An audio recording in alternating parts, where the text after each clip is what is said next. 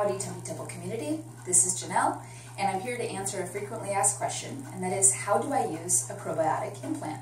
So I'm going to do a little demo for you today.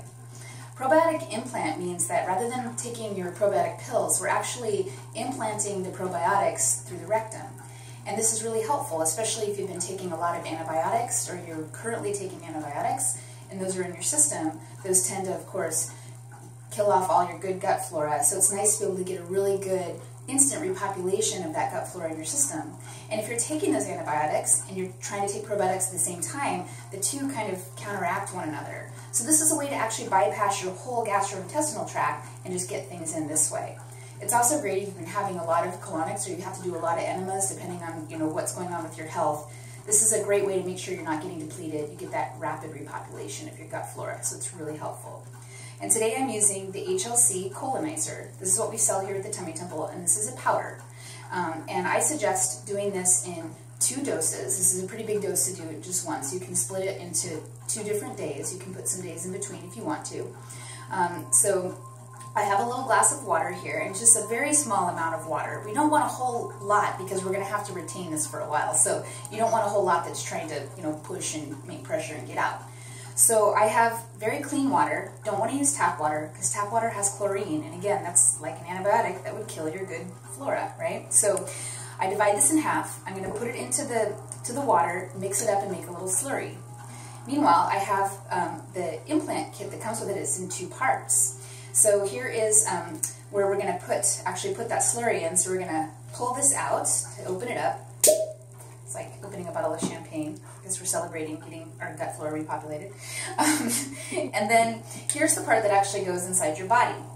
So we slip this little part with the green end onto here, and you can see this is very flexible and very friendly. It's small, and there's 2 little holes in the end here where actually the fluid will start to come out. Okay, so this also comes with a few packets of this water-based lubricant.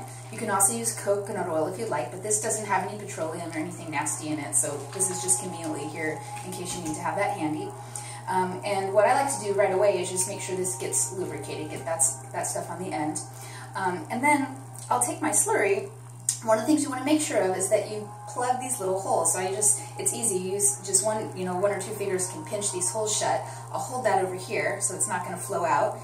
I'll pour my stuff in, and then I'm going to slip this back on.